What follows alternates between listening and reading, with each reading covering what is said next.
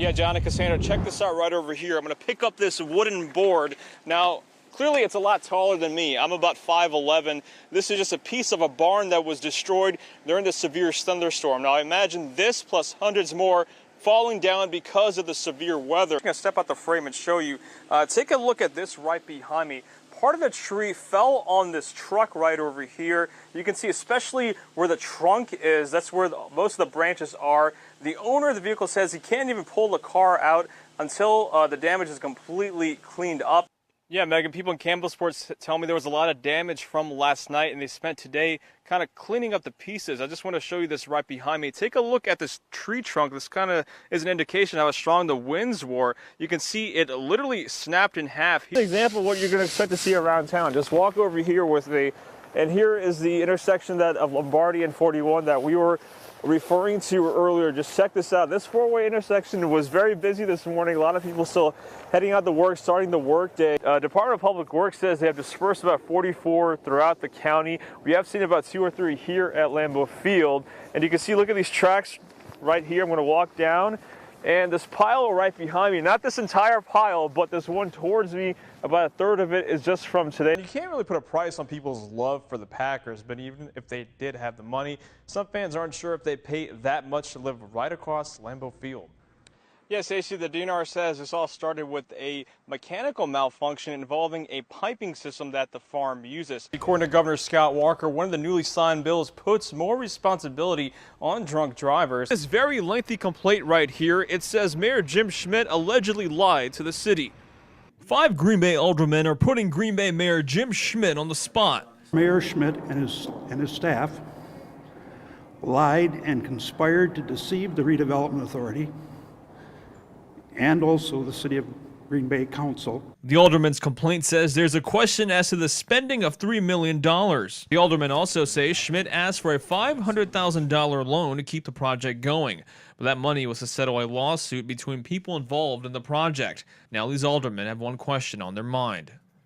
Why would a mayor and his staff divert money? In a statement from the mayor's office, Schmidt points a finger at the aldermen. If not for these alders' obstructionist tactics, the Hotel Northland would have been long open by now. In the complaint, the alderman also attacked City Attorney Vanessa Chavez. In response, she said, "I'm disheartened by the inaccurate accusations and malicious statements made by Alderman Zima. A night with new questions about money and how it's spent, but one way it isn't being spent tonight is for a room at the Hotel Northland." In Green Bay, Mo Hyder, reporting for NBC 26. 171 miles. That in 6 weeks is how long it took Dennis Schultz to get to Green Bay from Janesville in his wheelchair. But for this last stretch to Lambeau, he's walking using a prosthetic leg. I haven't done it for a while, sorry people. All to raise money for charities he's passionate about. But the big picture, standing up for those feeling disadvantaged. Well, I had a 9-year-old girl come up to me and tell me that I inspired her so much that she'll never judge a book by a cover again. Dozens walked the final stretch with him, including close friend Joan Sohn, who stuck by Dennis every step of the way. If he can do this with one leg and in a wheelchair, I certainly can follow behind him in a car.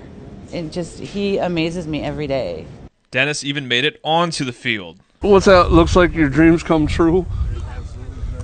Even his four-legged friend Jack, who he hasn't seen in weeks. Jack! Oh. Jack, come here, buddy. Come here, Jack. Came to surprise him. Hi, buddy. Dennis isn't done yet. His journey to Lambeau Field is just one chapter in his story.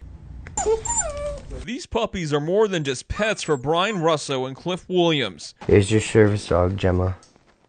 And I hope she's going to be a great impact on your life. Thank you for your service to this country. I want you to have your service dog, Recon. They'll be trained as service dogs to help both men with their PTSD. Brian came back from Iraq in 2003 and says life still hasn't been the same. When we go out to like the mall or go to anywhere with big crowds, I have really bad panic and anxiety attacks where I want to run. Cliff came back from Afghanistan in 2009. I'll go into stores, but I'm not a fun person. I go with my wife to the mall, and it's let's hurry up, get this, and get out. Carl Kleins runs Mulan Labe Home for Veterans and donates service dogs to veterans with PTSD. He's confident these puppies are who they need. It helps take the focus off of things that are going on around you, such as crowds and other things going on, and your focus is on keeping your dog safe. After hearing about Kleins, both men are ready to embark on a new journey. I hope to see me going out with my family and just doing things the kids want to do or things that my wife wants to do. One step at a time. And it'll help me feel more comfortable and more relaxed and a better husband to my wife and dad to my kids by going places more. Now they have another friend to lean on when they need them the most. Those are the words veterans like Jeremy Forseth say they need to hear. Sometimes it kind of feels like a person's forgot about when they come here. The Oshkosh Correctional Institution is Forseth's home for now. Once a member of the Marine Corps, donning a uniform of a patriot, now wearing a green jumpsuit. Did 2 tours in Africa, came home, and 6 months later I found myself in this environment. Forseth says he had his own landscaping business. A combination of substance abuse and what he calls unfair business trade put him behind bars, but he says now that's all in the rearview mirror. I deserve a chance, just like anybody does.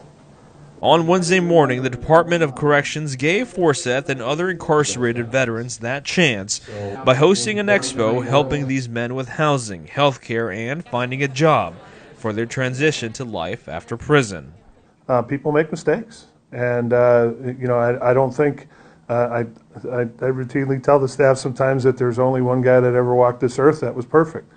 While Forseth is determined to get his life back on track, the Department of Corrections says they're looking at the bigger picture. Everything we do should be focused on that, in lowering incarceration rates and keeping individuals in their communities. Now that he has help, Forseth's confident he won't wear this green jumpsuit ever again. I'm 40 years young and I'm tired of this, man. I'm tired of this lifestyle. When